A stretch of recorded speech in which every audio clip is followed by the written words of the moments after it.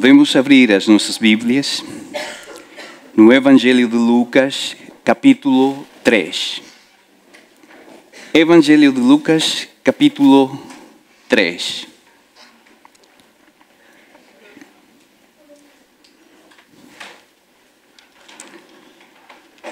Lembrem-se que a semana passada estivemos a falar de João Batista e a sua pregação. E ouvimos que a pregação de João Batista estava focada no arrependimento. E hoje vamos continuar com um momento maravilhoso, e é o batismo de Jesus. Lucas 3, 15 ao versículo 22. E estando o povo em expectação e pensando todos de João em seu coração, se porventura seria o Cristo, respondeu João a todos dizendo: Eu, na verdade, batizo-vos com água, mas eis que vem aquele que é mais poderoso do que eu, a quem eu não sou digno de desatar a correia das sandálias. Este vos batizará com o Espírito Santo e com fogo.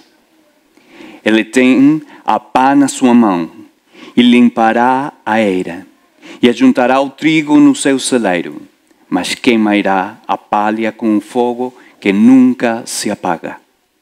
E assim, admoestando-os, muitas outras coisas também anunciava ao povo. Sendo, porém, o tetrarca Herodes repreendido por ele por causa de Herodias, mulher do seu irmão Filipe, e por todas as maldades que Herodes tinha feito, acrescentou a todas as outras ainda esta: a encerrar João num cárcere.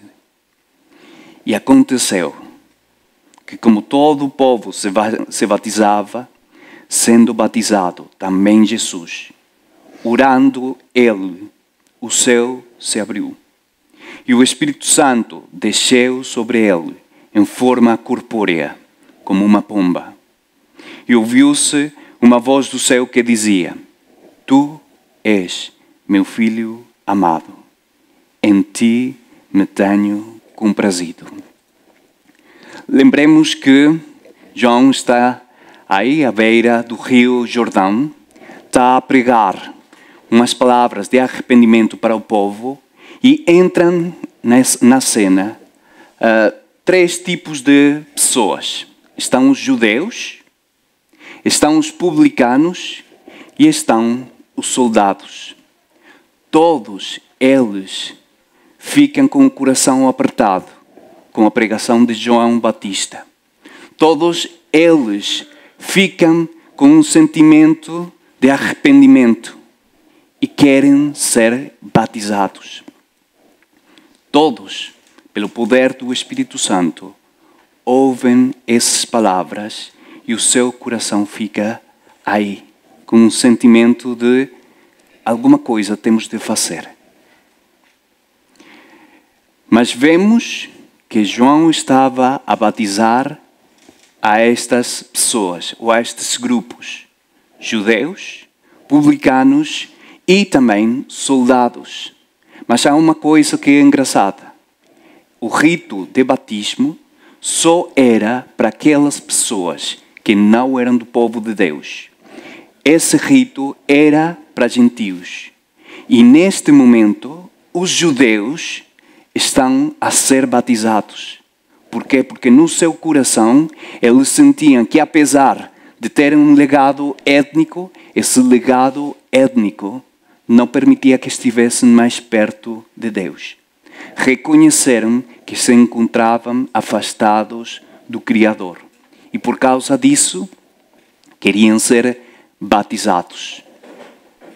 Para serem batizados, precisavam entrar nas águas. Precisavam descer as águas. E na Bíblia vemos muitos exemplos de pessoas que fizeram uma travessia pelas águas. Lembram de algumas dessas pessoas, grupos que fizeram uma travessia pelas águas?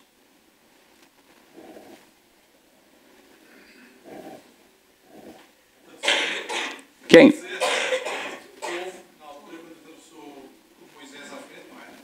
O Mar Vermelho.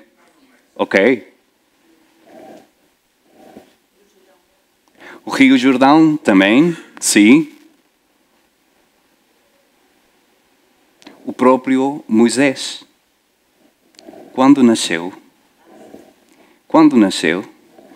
a sua mãe não teve outra hipótese e enviou a Moisés pelas águas. Mas temos vários exemplos e em cada um desses exemplos vemos que esse passar pelas águas traz transformação, resgate e salvação. O primeiro deles, Noé. Noé foi desafiado para fazer uma arca. Eu penso muito na história, não desde a minha perspectiva, muitos anos depois, quando eu sei o final da história. Eu penso o que teria sentido Noé nesse momento, ao ser desafiado para construir uma arca, perante um povo que de certeza o ridiculizava e possivelmente acreditava que estava louco. Eu acredito que Noé também pensava ou questionava este desafio. Mas quando as águas encheram a terra e a arca permitiu que ele e a sua família e as diferentes espécies sobreviveram, eu acho que aí ele entendeu o propósito de Deus. Qual era o objetivo de Deus? Precisou entrar mesmo em um período de fé, de fidelidade. Acreditar na palavra de Deus e depois disso, vários dias depois, várias semanas depois, ele viu o resultado. O segundo, o povo de Israel está a fugir do faraó, estão a fugir do Egito. À frente tem o Mar Vermelho. Atrás, os exércitos de faraó apressavam-se para destruí-los. Eu penso neste momento num membro, num cidadão de Israel. O que teria pensado? Ok, vamos lutar. Eu não vou deixar que este faraó torne o meu povo de novo um escravo. Eu prefiro morrer antes de ser mais uma vez um escravo. Mas outros podiam pensar, é muito mais fácil. Eu vou render-me. Eu vou dizer, ok, eu vou voltar para Egito, vou voltar a ser escravo e vou manter o status que eu já tinha. Mas quando o sopro de Deus dividiu o mar e o povo estava a entrar nas águas com muralhas aos lados de água, eles entenderam que o desafio de Deus de cruzar esse mar iria trazer salvação e a promessa que tinha sido feita a Abraão muitos anos atrás. Também falamos de o Rio Jordão. O povo estava no deserto, ou esteve no deserto, durante 40 anos. Eu acho que depois de 40 anos já estão mais ou menos habituados. Mas chega mais um desafio. Atravessar o Rio Jordão. Perante deles estava a terra prometida. Aquilo que desejavam já há muito tempo. Mas, no meio, o rio. Muitos desejaram voltar para trás. Ainda voltar para o Egito. Mas entrar nas águas fez um milagre. Os homens que carregavam a Arca da Aliança, enquanto pisaram as águas do Rio Jordão, as águas pararam e eles conseguiram cruzar. Foi necessário entrar as águas para que eles tivessem o seu prêmio, a resposta à sua oração. E por último, Jonas.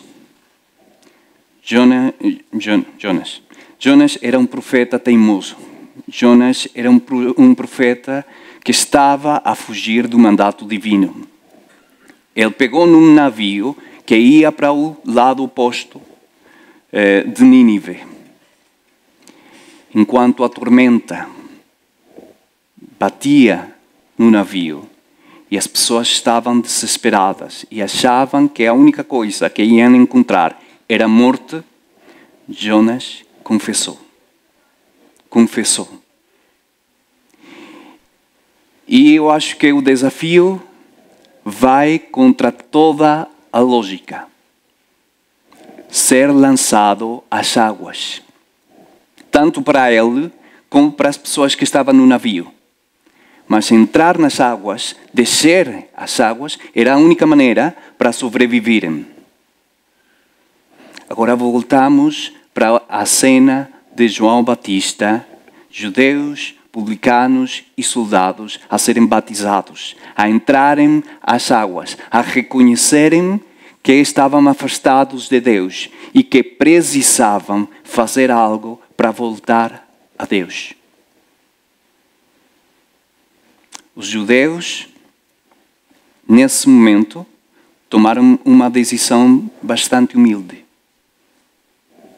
Apesar de serem o povo de Deus, o seu coração estava longe dele.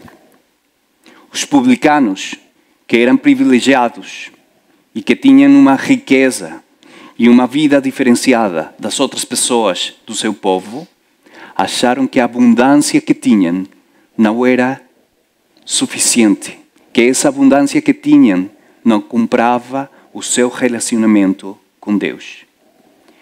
E os soldados, opressores, como autoridade, acharam que apesar dessa autoridade que tinham, precisavam de estar perto de Deus.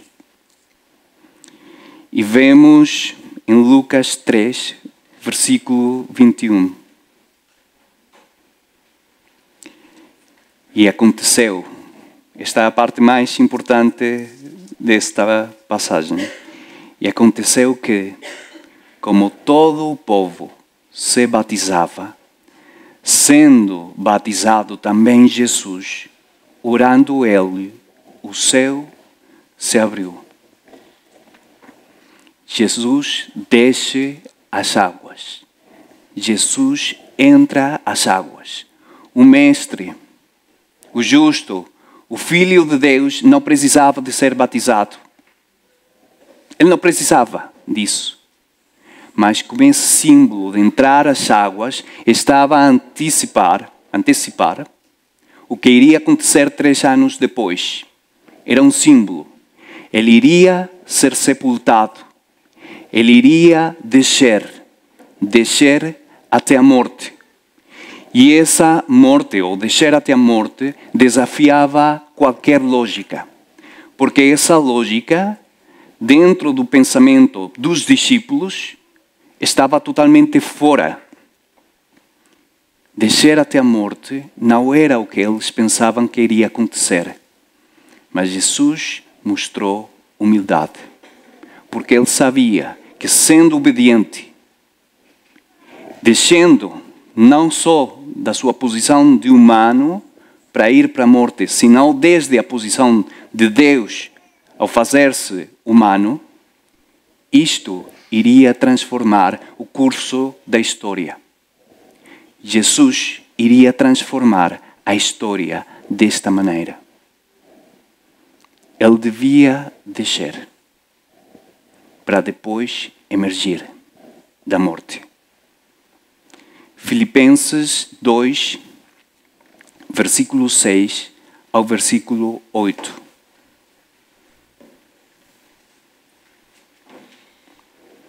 Filipenses 2, versículo 6 ao versículo 8.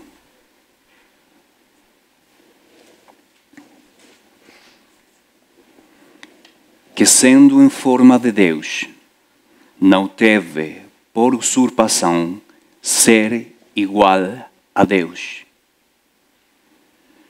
mas aniquilou-se a si mesmo, tomando a forma de servo, fazendo-se semelhante aos homens, e achado na forma de homem, humilhou-se a si mesmo, sendo obediente até a morte, e morte de cruz. Esse é o coração que o Pai espera de nós. Vemos os exemplos no Velho Testamento, vemos o exemplo em Jesus. Mas nós, como humanos, sempre temos uma resistência a descer. Não queremos descer. Não queremos um coração humilde. Não queremos o arrependimento, porque dói, porque nos leva a um lugar que por vezes não queremos. Mas o arrependimento, o coração humilde, o coração obediente agrada a Deus, mas desafia a lógica humana. Este tipo de agir desafia a lógica do mundo, a lógica da carne, a lógica do diabo. Mas é a única maneira para emergir como uma nova criação. Dentro da Bíblia, quando falamos de imersão, existem dois verbos. O primeiro é uma ação temporária. Quando eu ponho um vegetal na água por um tempo, pode que ele fique mais mole durante um período, mas depois pode voltar à sua condição inicial. Mas o batismo, quando na Bíblia fala-se de batismo, há uma mudança permanente. Todos nós, ou alguns de nós, decidimos num ponto sermos batizados. Tomamos uma decisão. E essa decisão deveria transformar-nos permanentemente. Mas esta atitude de Jesus é diária. O arrependimento deve ser diário. Entrar nas águas, descer as águas, reconhecer que eu não consigo, pelas minhas próprias forças, estar perto do Pai, é algo que eu devo reconhecer no meu cotidiano. Arrependimento produz frutos. Uma atitude humilde produz frutos. O remorso não produz frutos. Se eu não estou a ver frutos de arrependimento na minha vida, é porque, se calhar, a minha vida está mediada pelo remorso e não pelo arrependimento. Como cristãos, muitas vezes queremos ver o Evangelho desde a praia. Ver o que acontece desde uma postura muito confortável. Mas entrar às águas vai desafiar a minha lógica. Vai desafiar a razão. Porque é preciso descer. É um ato de fé. Lembrem-se dos exemplos. A única hipótese que tinham estas pessoas para sobreviverem era entrar nas águas. Nós temos os nossos próprios desafios, cada dia. Qual é o teu dilúvio? Podemos pensar como Noé. Temos muitas pessoas que estão a exercer uma pressão sobre nós para agirmos de uma maneira diferente. Qual é o meu dilúvio? Será que eu estou disposto a construir a arca para sobreviver? Não é uma questão de simplesmente para ultrapassar uma prova pequenina. É sobrevivência. Descer as águas tem a ver com sobrevivência. Qual é o nosso mar vermelho? É um pecado? É um pecado recorrente? Eu peço perdão cada dia por este pecado, mas existe uma queda frequente na minha vida. Pode ser que a minha vida está mediada pelo remorso e não pelo arrependimento. Esse é o meu mar vermelho, um pecado? Qual é o meu rio Jordão? Lá atrás está o deserto. Já estou habituado ao deserto, mas lá na frente está a terra prometida. Será que é melhor recuar e viver como nômada? Já mais ou menos a situação está controlada no deserto. Ou eu quero ir para frente? Será que a minha vida cristã é tipo um nômada? Eu vejo lá a terra prometida, mas eu estou muito confortável na minha rotina. O meu cristianismo é um cristianismo de simplesmente frequentar a igreja nos domingos. E pronto, aí acabo. Será que esse é o meu rio Jordão? Qual é o mar caótico? As águas que eu tenho de enfrentar, assim como Jonas. Será que o meu conflito com alguém faz que eu tome a decisão de Jonas e ir o mais longe possível para evitar o conflito? Será que esse conflito com essas pessoas está a fazer com que eu simplesmente vá para o lado contrário e deixe a vida no outro extremo? Mas há uma esperança. Há uma esperança. Vemos um paralelo entre a criação, em Gênesis 1, e o batismo de Jesus. Em Gênesis 1, temos águas caóticas. Está o vazio, está a terra desorganizada. Mas o Espírito Santo está a mover-se sobre as águas. E o que ouvimos depois disso é a voz de Deus. Basta uma frase e existe a luz. Na cena do batismo de Jesus,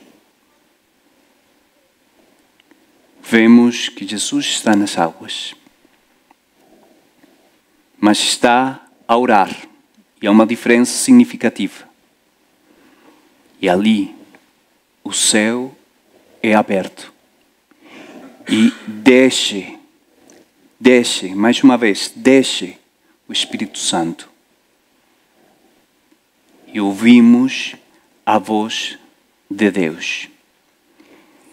E a voz de Deus em Lucas 3:22 diz: e o Espírito Santo desceu sobre ele em forma corpórea, como uma pomba, e ouviu-se uma voz do céu que dizia: tu és meu filho amado, em ti me tenho comprazido. Quando dentro das nossas vidas existe arrependimento, eu acredito que o céu abre-se. Apesar dos desafios, apesar do dilúvio, do Mar Vermelho, do Rio Jordão, do mar que está caótico, o Espírito Santo desce. Mas preciso estar disposto.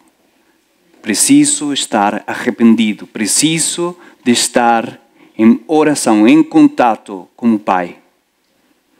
E poderemos ouvir a voz de Deus a chamar-nos de filhos amados.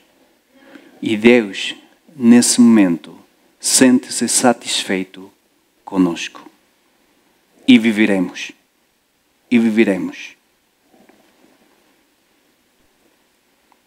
Como eu disse antes, nos exemplos da Bíblia vemos que o desafio de entrar às águas vai ter uma repercussão nas nossas vidas. E a repercussão é vida. É vida. Se nós não tomamos a decisão, vamos ficar como as outras pessoas do dilúvio, como os exércitos de Faraó no Rio Vermelho, no deserto, como o povo de Israel em alguns momentos queria, ou como Jonas, se calhar sepultado pelas águas. Mas uma decisão, uma atitude, um coração arrependido fez a diferença.